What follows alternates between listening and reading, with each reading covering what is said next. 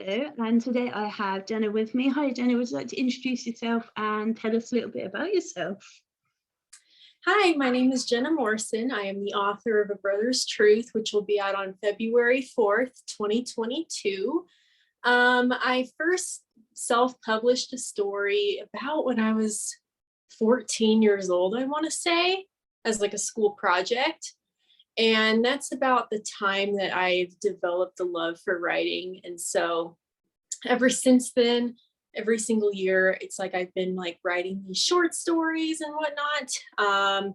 So this is my very first debut novel, and currently I'm working on a sequel, which is pretty exciting. I live in Denver, Colorado.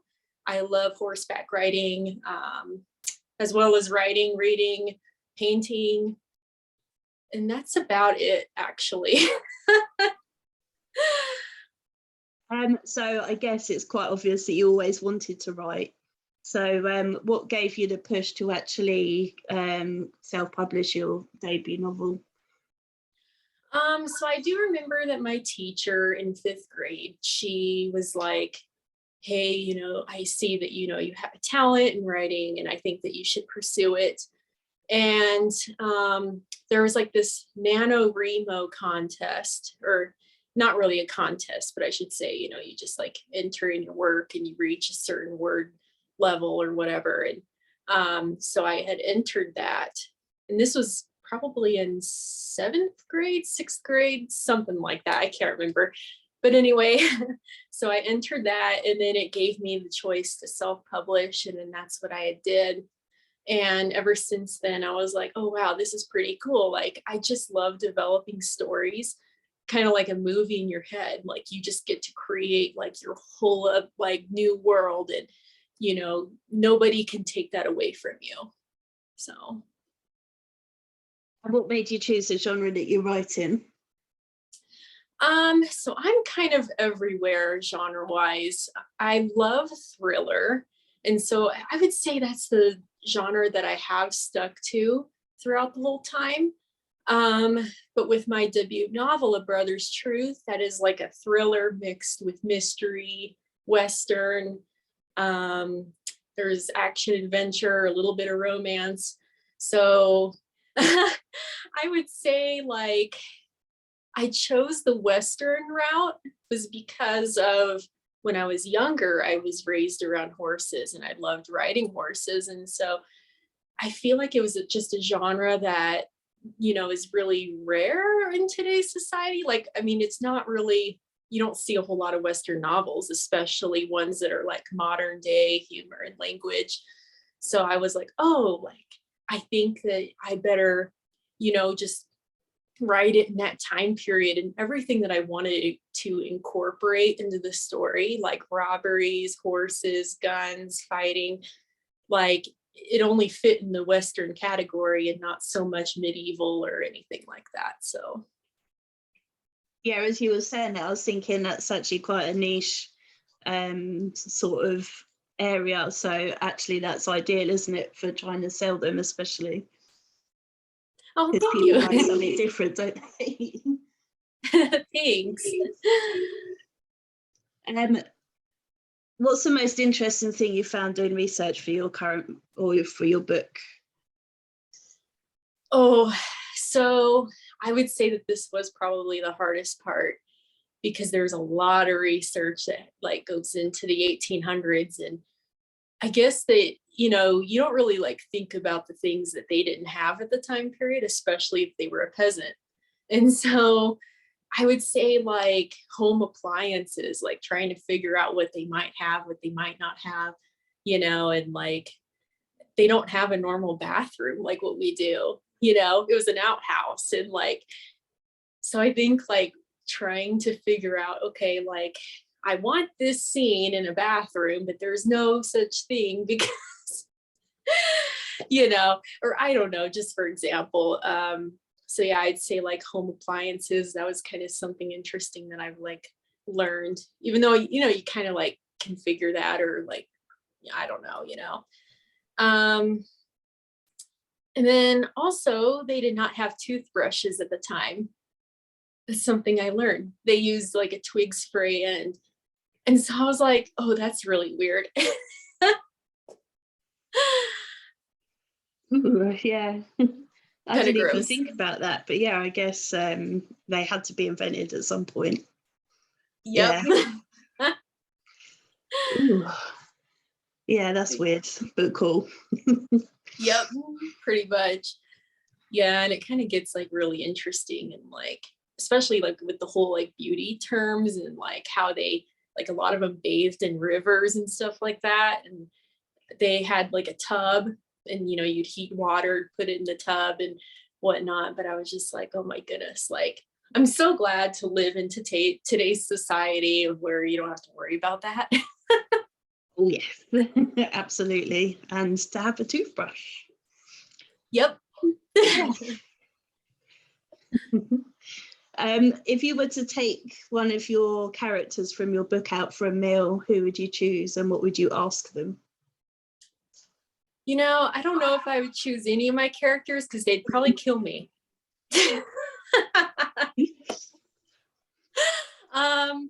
Okay, if I had to choose a character, ooh, that's hard.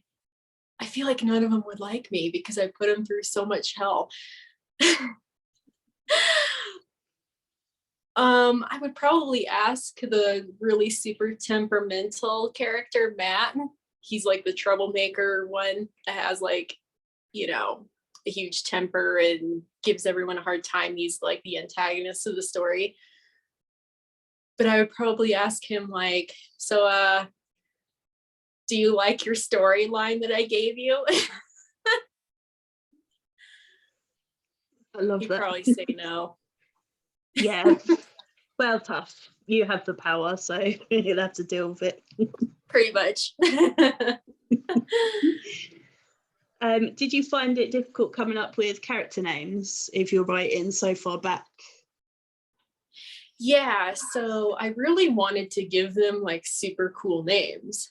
And I was like doing research on the names, and it was like Wilfred and Laverne and like all these really old names. And so I chose Will as my protagonist. And I do not like that name very much. But I was just like, well, like it's the name that I could choose that, like is the most common. And I don't know, like there are like a couple of Wills that I know. So, it's just kind of a generic name. I'm like, okay, we'll just go with it. And then with Matt, I kind of like the name Matt actually, but at first I was going to name him Maddox just because like it went with the personality. And then someone was like, actually, that does not go with the 1800s. And I was like, but could he be the first Maddox that ever lived? And then they were like, no, you need to change it. And so I was like, okay, I guess Matt is the closest to Maddox, like in that term. So Yeah, that kind of sucks actually. yep. But yeah, that has to be authentic, doesn't it? Yep. Do you hide any secret jokes or messages in your books that only a few people would understand? I want to say them, but they include the F-bomb from Matt, the character. So I don't know if I'm allowed to say. Like, yeah. Because, yeah, he's like the only crazy character. And so I gave him kind of a potty mouth. And so, but he's like the one that's like the jokester too. So every joke that's in there, I'm like, ooh, I don't know if I could say that. Oh, I love it. Yeah, I think as long as you don't go too over the top, people don't mind. People always say about swearing in books, but people swear. So what's the point in not having it in a book? I know it's fiction, but people swear, so. Exactly. And like, I found that as like one of his personality traits was like, there are people out in the world that just swear all the time, but in a way that's like what kind of makes them funny and stand out. And so that's like the trait that I did give him. But yeah, that kind of like can bite me in the butt at times.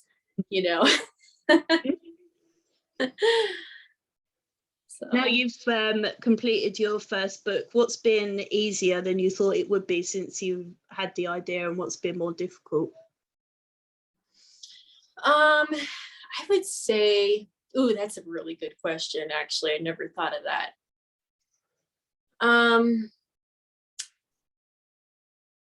I would say the easier part in the whole thing was probably finding critique partners, because at first I thought that was going to be hard. Like, I'm the type of person, I don't really, get on social apps and try to like talk with random strangers or anything like that.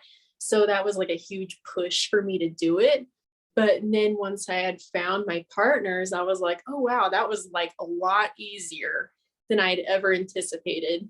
And exchanging manuscripts and whatnot. I use Critique Match. And so that's kind of like the safest way that you can, exchange manuscripts without having to really worry about people downloading your stuff and saving it on their computer and whatnot. So I would say that was the easiest. And then the hardest part, I want to say, was probably like the whole querying process. Because not only do you have to write the whole entire story, but you have to summarize your whole entire story within a synopsis, which is only about like a page long or maybe 2 pages. And so it's like, how do you literally take every event and then summarize it in that short time? But then not only that, but how do you get people excited within a few sentences about your story? So I think that was probably the hardest part. And how long has it taken from when you first started writing to getting your release date? What was that? How long's it taken you from when you first started putting words to paper to actually getting your deal and then the release? Yeah, so I first started writing before COVID and started writing the story, and I rewrote it 3 times. Um, and like after the third time, I want to say I finished in around the summertime, maybe. And then that's when I had started querying, or maybe it was the springtime actually. Shoot, I don't remember. I think it was the spring or summertime. And then I started querying, and then I got my deal in October, signed on with Darkstroke Publishing, and then my release date's in February. So yeah, that's about the time length, I would say. Did you get any say in your cover? Huh? Did you get any say in the design of your cover? I did, yeah. So my publisher was awesome about that. He was like, hey, do you have any ideas? And at first I was like, I have no idea. Like, I don't know. Like, all the ideas that I could think of were kind of like already taken. And so I was like, I don't have a clue. And then he was like, well, think to a scene of in your story, like the most impactful scene. And then he was like, also, like look at, like these images for ideas or whatever. And so I did. And then I sent him an idea, came up with it. And he was like, oh, that's a great idea. And so he made the whole cover, sent it over to me. And at first I was like, oh my God, like, this is crazy cool. Like, it was exactly how I imagined it. And so he was awesome about it. I love Darkstroke for that reason. So Yeah, they seem good from what I've experienced of them. I've heard of them. So yeah. yeah. And how are you finding writing the sequel? I love it so far. So it's actually pretty easy because, you stick with the same characters, but my story in the sequel is 7 years later after book 1 had ended. So I'd say like the hardest part with that is making a sequel that's able to be a standalone. So I want people to read the sequel and they could start with a brother's tragedy, and they don't have to read book 1 to understand book 2, but they can go read book 1 if they want to find out, more about the characters and their past and whatnot. So I'd say that's the hardest part. But overall, like, I have so many ideas, and I'm so stoked, and it's coming together really well, I think. Are you planning it for it to be just the 2 books, or are you going to create a series? It's just going to be the 2 books. I decided that. I was trying to think, oh, maybe I can make like book 3 or book 4, but I don't want to like drag it out either, because I feel like sometimes stories are best, when they just end. And so book 2 will be the final and the end of the whole series, I guess. So yeah, kind of sad. Yeah. Do you know what you're going to do after that? Do you have lots of ideas for more? Yeah, so I did start on another WIP, and it's a dark fantasy. And so I did pause that because I was more excited about the sequel. But once I'm done with the sequel, I'm going to focus on that story. And that one's pretty exciting too. I just haven't really gotten to like know the characters yet. And so I'm the type of person, I can only write 1 book at a time. I cannot work on like 3 or 4, Yeah, I mean, I can only read 1 book at a time, so I don't know how people can write. I'd be so confused. All the characters would be all over the place. They'd be featuring in, that's nah. Yeah. Yeah, I don't know either, but I'm like, man, props to you. I cannot do it. I have to like meet characters and then like delve into their lives, and then once they're gone, I have to like delete them off my brain and then restart the whole process. Like I cannot have multiple.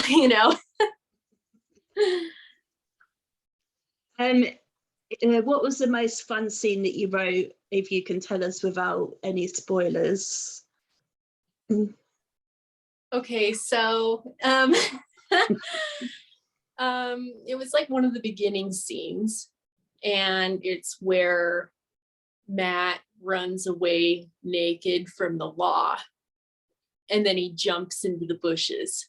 I would say that was like the most fun scene to write, but I'm not going to explain why he's naked or any of that. But yeah, if you want to see a naked man jumping into a bushes, read my book. Yeah, that sounds entertaining for sure.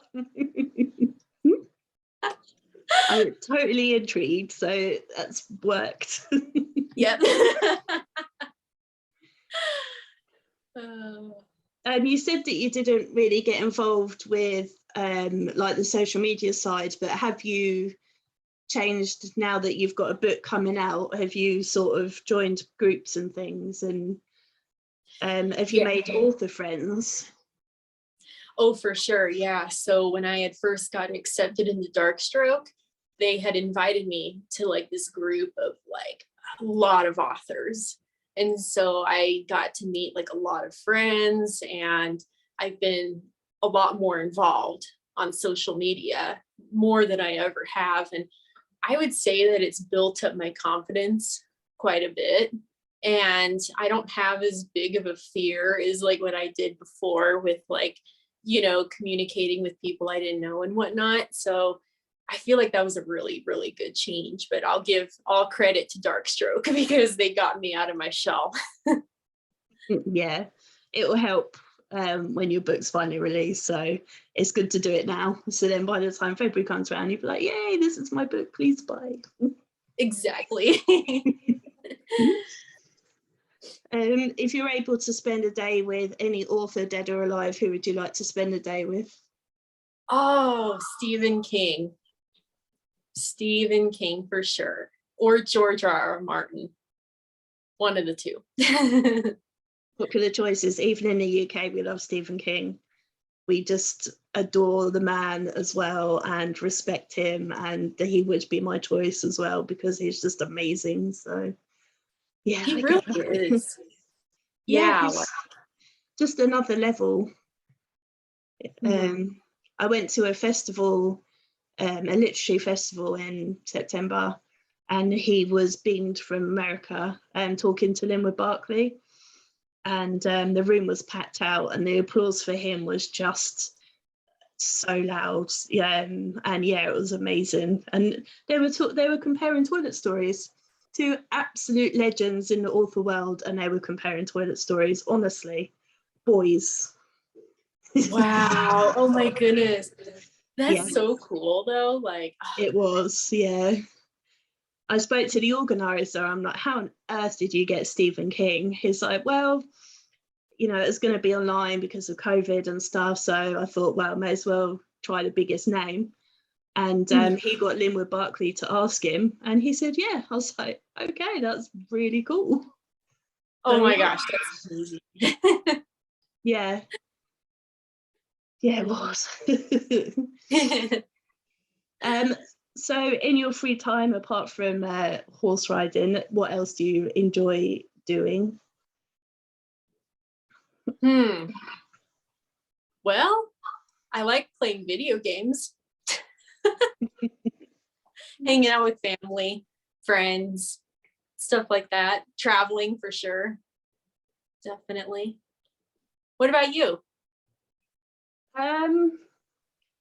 I actually, most of my free time goes on doing stuff for authors generally now. So I have my Facebook group, then I do these, I read, I blog, and I'm trying to write as well. So yeah, and then this creature. Yeah, it doesn't leave me much free time actually, weirdly. I do like going to see comedians and live music. I love going for afternoon tea and to spa days, to the theatre, but a lot of that's restricted at the minute. So yeah, again. Oh wow. Yeah. No, that's awesome. Yeah, I'm never bored, put it that way. Right. Yeah, I know quite a lot of authors, and they're very demanding. They always want me to read their books and review their books and do this and do that, but I love it, so it's fine. Yeah. I totally forgot. If you were to travel to a period of time, either forwards or backwards, where would you like to go to?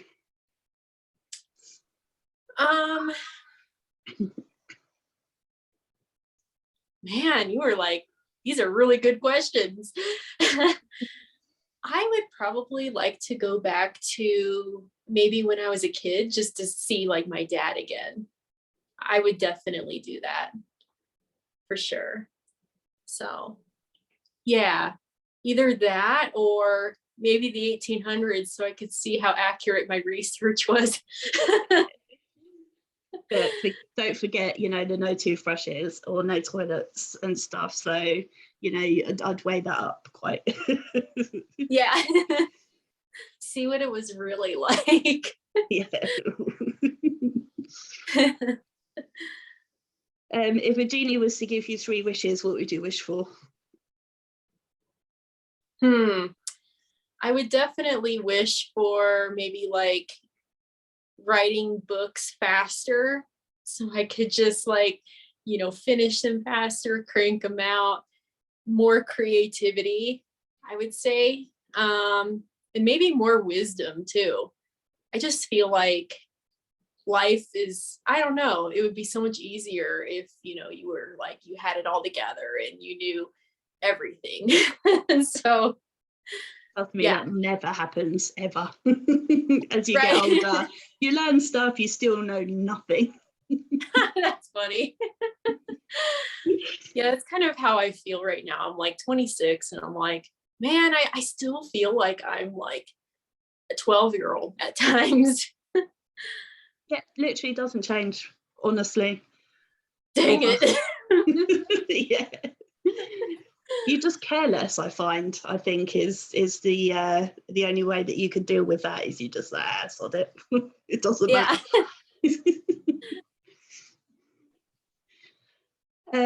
So I don't think I can think of any more questions for you unless you think there's anything I haven't asked you about that you want to tell us.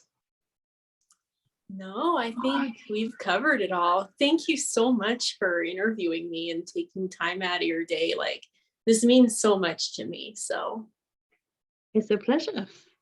So before we go, would you just like to remind everyone where they can get your book when it's released and where they can find out more about you?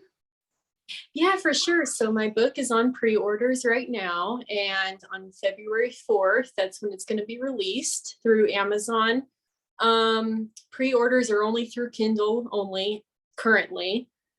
And you could find me at my website at jennakmorrison.com. My author Instagram page is author Jenna Morrison. My Twitter is kind of like a similar username, but it's like author Jenna or something like that, if I remember right.